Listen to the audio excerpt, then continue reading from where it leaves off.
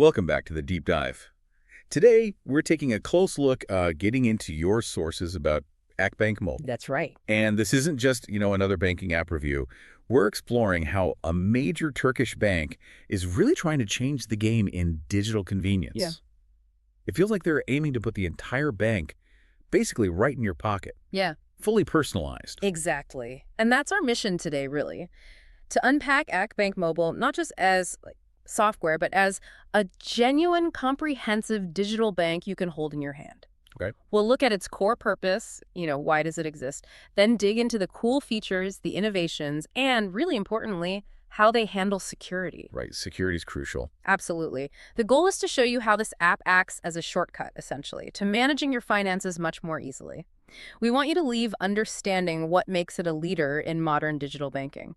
Okay, so let's unpack that then. What's the fundamental goal? What problem is Akbank Mobile really trying to fix for us users? Well, the biggest thing, I think, is getting rid of the need to physically go to a bank branch or even find an ATM for most of your banking. Ah, okay. The queuing. Right, exactly. Think about rushing to the bank before it closes or just needing to do something simple and having to make a whole trick out of it.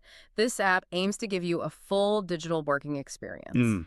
And it's built focusing on three main things: making it easy to use, making it fast, and keeping it secure. Super secure. So it's your bank, but on your schedule. 247. Pretty much. No more fitting your life around bank opening hours. That does sound good, avoiding queues. Yeah. Yeah, definitely appealing. So, okay, let's start with the everyday stuff. Money transfers, paying bills, the things we all do constantly. Yeah. How does Akbank Mobile make those less of a chore? It really does streamline them. For money transfers, you've got a bunch of options right there. Same-day transfers if something's urgent. Yep. Your standard EFTs, electronic funds transfers between banks. You can even handle transfers to international accounts from the app. International too. Wow. Yep. And then there's the more modern stuff, like using QR codes for transfers and payments. Super handy for paying quickly in a shop or maybe splitting a bill with friends. Okay, you mentioned something in the sources that caught my eye, this easy addressing system. That sounds potentially really useful. How does that actually work? Ah, yes, the easy addressing system. It's quite clever, actually. It tackles that common annoyance of needing someone's full IBAN number. Which is always so long and easy to mess up. Exactly, that long string of characters. Right. With this system, you can send money using things you already know, like the recipient's mobile phone number, Oh, nice. or their email address, or even their Turkish ID number. It just makes the whole process much simpler, much less prone to errors. You're using everyday identifiers, not some obscure bank code. That makes a ton of sense. No more hunting for that 26-digit IBAN. Okay, I can see how that smooths things out. What about the other regular headaches? Bills, credit cards? Yeah. How does it handle, bill payment day? Right, bills. It tries to consolidate that whole process. You can pay your utilities, electricity, water, internet, gas, all from one place in the app. So no more juggling different websites. Hopefully not. The idea is a single screen for all that. Plus, and this is really useful, you can set up recurring automated payments. Ah, auto pay. Exactly. So your main bills get paid on time automatically, helps avoid late fees, gives you peace of mind, and naturally you can manage and pay your credit card bills right there too. Keep track of spending, make sure payments are made. It's about centralizing everything. Okay, so it's definitely good for smoothing out the day-to-day transactions, making life easier. But what about bigger picture stuff? Does it give users real control over their whole financial situation, more than just paying bills? Oh, absolutely. It goes way beyond just transactions. We're talking about a holistic view. For managing accounts and cards, yeah, you can instantly check balances, bank accounts, credit cards, whatever. Your stuff. Standard, but quick and easy. But it goes deeper. You can track your spending habits, often with charts and categories, which is great for budgeting. Seeing where the money goes. Precisely. And a neat feature is adjusting your credit card limits directly in the app.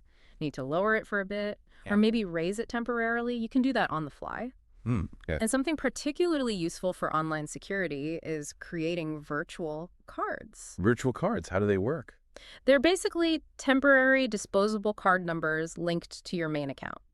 You use the virtual number for an online purchase or maybe a subscription sign-up. Ah, so your real card number isn't exposed. Exactly. It adds a really strong layer of security, especially if you're buying from a site you don't fully trust. It's like a one-time key. So putting this all together, Mm-hmm. what does it mean for the listener? It sounds like it's shifting from just, managing daily cash flow to supporting bigger financial goals. More strategic. That's exactly the idea. It moves the app from being just a tool for transactions to something that can actively help you manage your finances more strategically. How so? Well, for instance, you can apply for personal loans directly through the app, often getting approval in minutes. That's huge if you have an unexpected expense. Right. Avoids a trip to the bank and lots of paperwork. Totally. Then for longer-term goals, you can join retirement plans, track your savings progress, maybe set specific savings targets. You can easily shift money between your own accounts to manage different pots of money. Okay. And if you deal with foreign currency, having real-time exchange rates right there is obviously useful. And investments. You mentioned something about that. Yes, for those interested in investing, it gets pretty sophisticated. Hmm. You can manage foreign share transactions, track your portfolio. It even integrates with services like Saxo Bank. Saxo Bank. So proper trading tools. Yeah, it brings more advanced trading capabilities and wider market access right into the mobile app. So it really covers the spectrum from daily banking to serious investing and planning. That is a serious level of control, definitely. Covering daily stuff right through to investments. Okay, that sounds very comprehensive. But are there any features that feel really next level? Any standout innovations that push beyond just digitizing what banks already did? Yeah, there are a couple of things that feel genuinely innovative. One is the Akbank Assistant. An assistant, like a chatbot. It's more than just a basic chatbot. It's AI-powered. You can actually have a conversation with it. Ask things like, how much did I spend on dining out last month? And it tells you. Yeah, or you could ask it to help you pay a bill. It provides support, can offer some financial insights based on your activity, and even help execute transactions. It's like having a financial helper available 24/7. An AI that can actually do things, not just answer FAQs. That sounds useful. What else is cutting edge? Another really practical one is ATM cardless transactions. Cardless. How does that work? We've all done it, right? Need cash, but your card's at home. Or maybe you're just worried about card skimmers at an ATM. With the app, you can generate a unique QR code for the amount you want to withdraw. Okay. You go to the Akbank ATM, scan the QR code from your phone screen onto the ATM's reader, and it dispenses your cash. No card needed. Huh. That's clever. And secure, presumably. Seems so, as it's a one-time code and avoids physical card interaction. And tying it all together, they let you customize the app's homepage. Oh, personalization. Yeah, you can arrange the tabs and features the way you like. If investments are your main thing, put that front and center. If it's bill pay, prioritize that. Makes it feel more like your specific tool. Right, tailored to how you actually use it. Makes sense. Okay, with all this power, all these features, security becomes even more critical. How does Akbank Mobile tackle that? How do they make sure our money and data are safe? Security is absolutely fundamental here, and they layer it up. For logging in, there's a single password process, but you also have the option to use your credit card info as an alternative login method. Flexibility, okay. But the crucial part for transactions is something called Mobile Pass. Mobile Pass. Yeah, when you do something sensitive, like a big transfer or changing personal details, it sends a secure one-time password via SMS to your registered phone. Standard two-factor authentication, basically. Essentially, yes. It's multi-factor authentication. Even if someone somehow got your password, they'd still need your phone and that specific code to authorize major actions. It adds that vital extra layer. Okay, that's reassuring. Are there any other big security things users need to know? Warnings, maybe? Yes, and this is really important. Akbank explicitly warns against using the app on phones that have been jailbroken or rooted. Ah, phones where the operating system security has been bypassed. Exactly. Jailbreaking an iPhone or rooting an Android removes the built-in security restrictions. While some people do it for customization, it makes the device much more vulnerable to malware and hacking. Because the protective barriers are gone. Right. So Akbank's warning isn't just them being difficult, it's a serious security measure. They need the app to run in a secure, untampered environment to protect your financial data effectively. It underlines that device security is also the user's responsibility. That's a very important point. User responsibility is part of the equation. Okay, finally, how easy is it to get this app, and what does it all mean for Akbank strategically? Where does it fit in their bigger plan? Accessibility-wise, it's straightforward. It's available on both the Google Play Store for Android phones and the Apple App Store for iPhones, so pretty much anyone with a smartphone can get it. Standard App Store availability. Yep, and strategically, This app isn't just an offering, it's clearly central to Akbank's whole strategy. It's how they deliver a modern, smooth digital banking experience to everyone, individuals and businesses. So it's key to their future plans. Absolutely. It shows they're committed to digital transformation, staying competitive, and really trying to lead the way in fintech and customer experience.